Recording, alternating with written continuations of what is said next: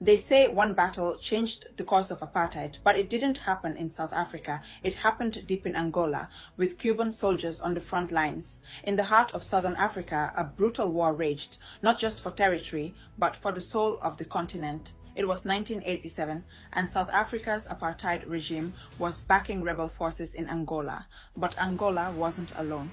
Cuba stepped in, not with words, but with soldiers and tanks. The town was called Quito Cuanavale, a dusty, strategic place most people had never heard of, but for the apartheid regime, it was the key to toppling Angola's government. South Africa sent in its elite troops. What followed was one of the largest battles in Africa since Tuirosawu. Thousands died, the skies roared with fighter jets, the ground shook with artillery fire, but Angola and Cuba held up the line. For months, the South African Defense Force pushed forward, but they couldn't break through. At Quito Cuanavale, they were finally stopped. This wasn't just a military loss, it was a psychological blow to the apartheid regime. Nelson Mandela would later say, Quito Cuanavale was the turning point for the liberation of our continent. It gave momentum to peace talks.